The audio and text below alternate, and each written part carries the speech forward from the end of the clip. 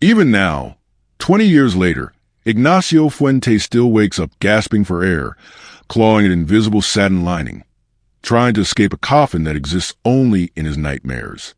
But for 45 minutes on a December afternoon in 2022, that coffin had been real.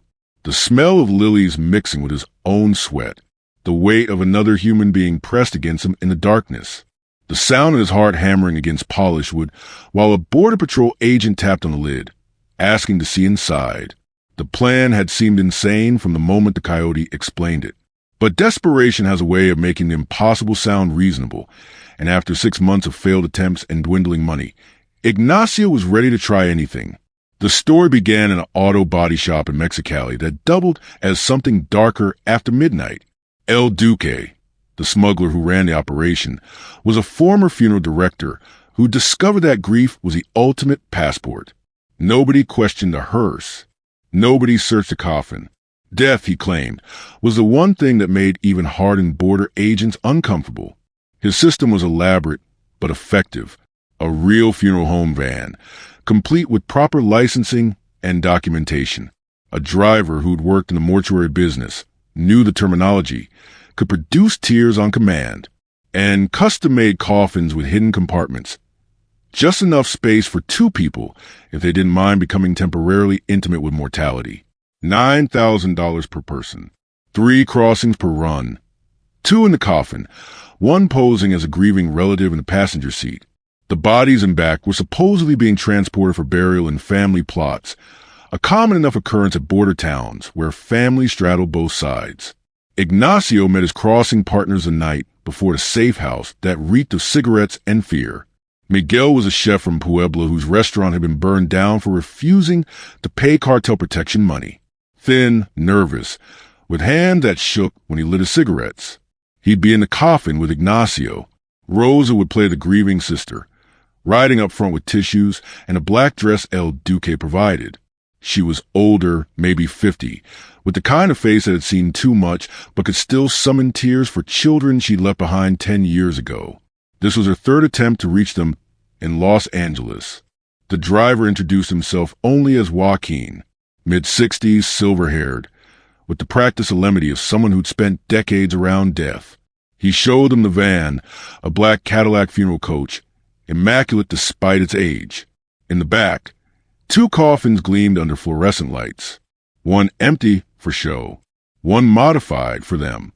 El Duque demonstrated the hidden compartment with obvious pride. The coffin looked normal from outside, mahogany finish, brass handles, satin lining. But the bottom was false, creating a space underneath just large enough for 2 people lying on their sides. Air holes were drilled through the wood, hidden by decorative elements. Once inside, they'd be covered with a thin platform holding funeral flowers and a weighted mannequin dressed in burial clothes. They practiced that night, Ignacio and Miguel sliding into the compartment, learning to position themselves to maximize space and airflow. The fit was tighter than Ignacio expected, shoulders pressed together, faces inches apart, no room to shift or adjust once sealed inside. The practice run lasted 15 minutes.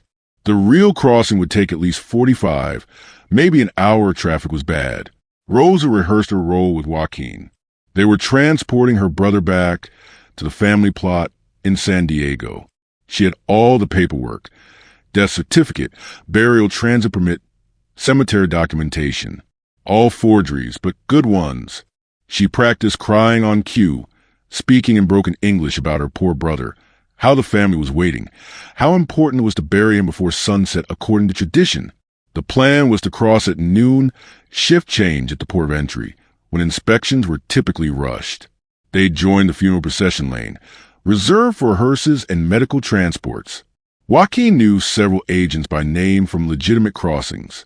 The combination of familiarity, proper documentation, and human discomfort with death would get them through. The morning of the crossing, Ignacio couldn't eat. His stomach churned with a combination of fear and claustrophobia already setting in. He'd worked construction, been in tight spaces before, but never sealed in a coffin under a fake corpse while trying to illegally enter another country. At the body shop, they prepared in silence. Ignacio and Miguel stripped to their underwear. Less bulk, less heat, less chance of suffocation. They coated themselves in baby powder to absorb sweat. Every detail mattered when you were hiding in a space meant for the dead. El Duque supervised the loading personally. First Ignacio, sliding feet first into compartment, pressing himself against the back wall. Then Miguel, fitting against him like a human puzzle piece. The lid came down, sealing them in darkness. They heard the platform being placed above them, felt the weight of the mannequin and flowers. The van started moving. In the coffin, time became meaningless. Ignacio tried counting seconds but kept losing track. The baby powder mixed with sweat, creating a paste that made his skin itch. Miguel's breath was hot against his neck. Every bump in the road pressed them together, reminded them how trapped they were. Through the thin wood, muffled sounds of traffic. Joaquin's radio playing funeral hymns, part of the act. Rose's occasional sobs, practicing for performance ahead. The engine's vibration traveled through the coffin, making Ignacio's teeth ache. The border approach was a special kind of torture. Stop-and-go traffic, each halt making him wonder if this was it, if they'd reached the inspection point. The air grew thicker despite the ventilation holes. Miguel had stopped talking, conserving oxygen, but Ignacio could feel his pulse racing where their arms touched. Finally, the van stopped for longer. Engine off, Joaquin's door opening. Official voices, American accents. They'd reached the port of entry. Ignacio forced himself to breathe slowly, shallowly. This was the critical moment. 45 minutes of preparation for perhaps 5 minutes of inspection. He could hear Joaquin's voice, respectful and sad, explaining their purpose. Papers rustling. Rose's cry intensified. Not too much, just enough to be believable. An agent asked about the deceased. Joaquin provided the story they'd rehearsed, construction accident. Family wanting him buried in ancestral plot. All the proper paperwork filed. The words were muffled, but Ignacio caught enough to follow along. Everything seemed routine. Then the words had stopped his heart. I need to inspect the coffin. In the darkness, Ignacio felt Miguel tense. This wasn't supposed to happen. El Duque had sworn agents never looked inside. Too much paperwork. Too much discomfort. Too much respect for the dead. But this agent was different. Young, maybe, eager. Following procedure to the letter. Footsteps moving to the back of the van. Doors opening. Joaquin's voice, carefully modulated, explaining about the viewing at the funeral home, how the family would be upset if the body was disturbed. Rose's sobs became wails. But the agent insisted.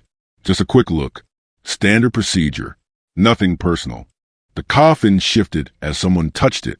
Ignacio bit his tongue to keep from gasping.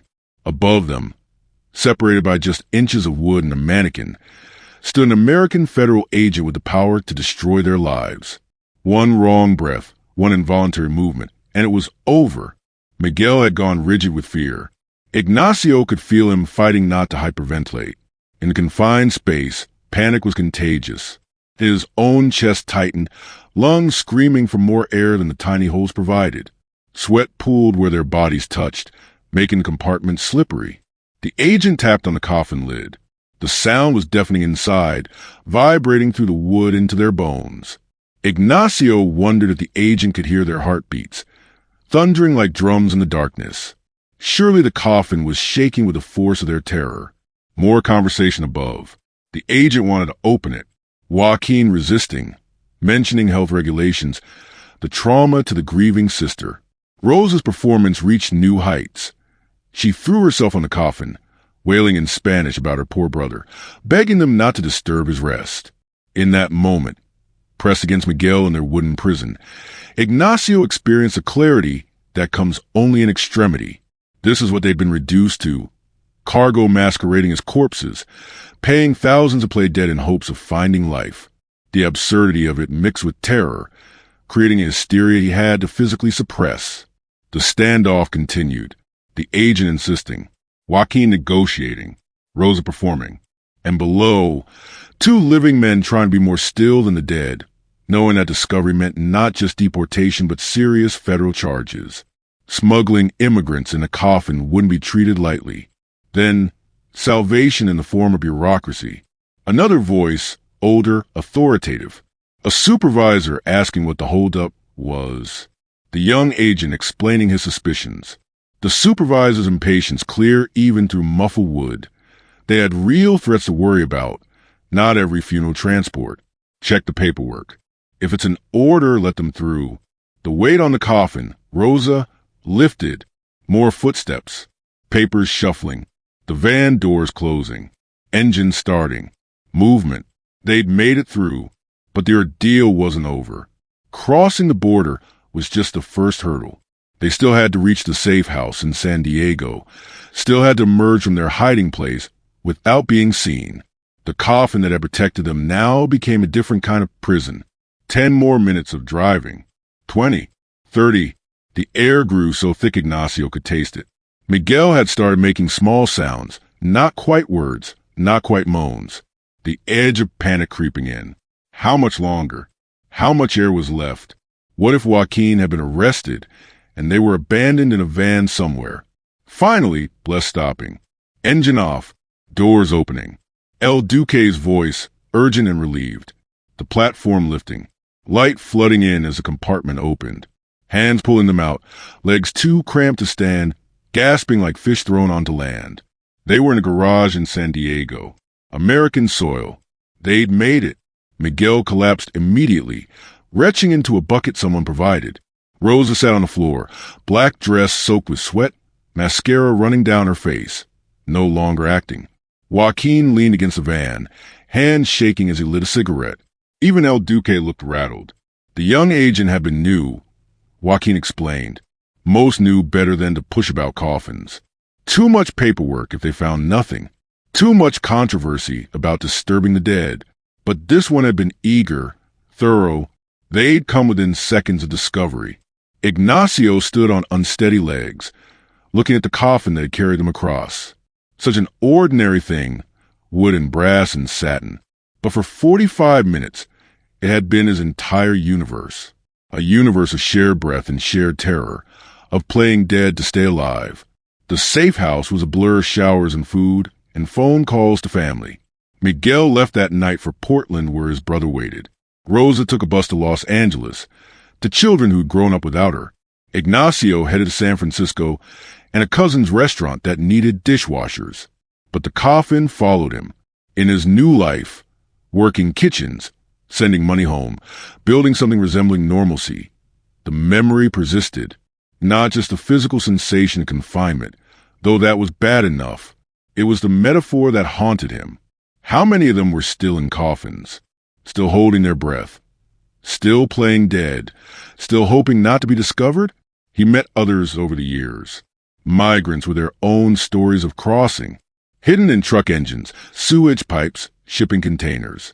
Each with their own version of the coffin, each carrying the weight of what they'd done to survive. The lengths humans would go to for a chance at something better. 20 years passed. Ignacio learned English, got papers through marriage, opened his own small restaurant. A success story by any measure. The American dream achieved through a nightmare he couldn't forget. He hired other immigrants. No questions asked about how they'd arrived. He knew the coffins they carried. Sometimes customers would complain about illegal immigration, about how those people should wait in line, follow the rules, respect the law. Ignacio would nod politely, take their orders, never mention the 45 minutes he'd spent in a coffin pretending to be dead. How do you explain that level of desperation to someone who's never felt it? He never went back to Mexico, partly because of legal complications in the early years, mostly because crossing the border again, even legally, brought back the sensation of pressing down, of shared breath in darkness, of playing dead while someone tapped on the lid above. The nightmares came in waves. Sometimes months would pass peacefully, then something would trigger them. The smell of lilies, the sight of a hearse, even just feeling confined in a small space. He'd wake up gasping, clawing at nothing, his wife holding him until the shaking stopped. She knew the story, of course, had held him through too many nights not to know. But knowing and understanding were different things. How could anyone who hadn't been there truly grasp what it meant to cross a border in a coffin? To pay $9,000 to pretend to be dead? To succeed only because an impatient supervisor overruled a thorough agent? He thought sometimes about Miguel and Rosa, wondered if they carried their own coffins, if they woke up gasping too. They'd share the most intimate terror possible, breathing each other's fear in a space meant for the dead. Yet he'd never seen them again. Ships passing in the night, or corpses passing in the day. The restaurant thrived. His children grew up American, speaking English without an accent, crossing borders with passports instead of coffins. He never told them the full story. How you explain to your American children that their existence depended on their father playing dead, that their comfortable life was built on 45 minutes of pretending not to breathe?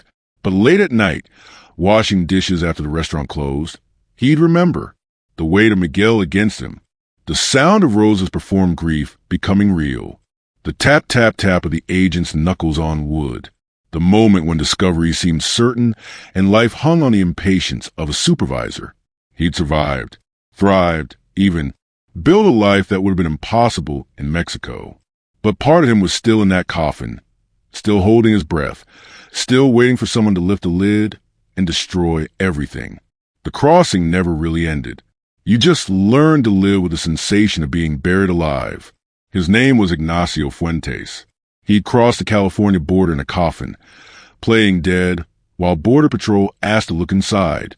He'd survived 45 minutes that felt like 45 years, breathing recycled air and another man's fear. He'd made it to America, but 20 years later, he was still trying to crawl out of that coffin, still waking up gasping, still feeling the weight of flowers meant for the dead pressing down on his chest. Some borders, once crossed, could never be uncrossed. Some coffins, once entered, could never quite be escaped. He'd paid $9,000 to pretend to be dead. The real price was carrying that death with him forever, a ghost haunting his own American success story.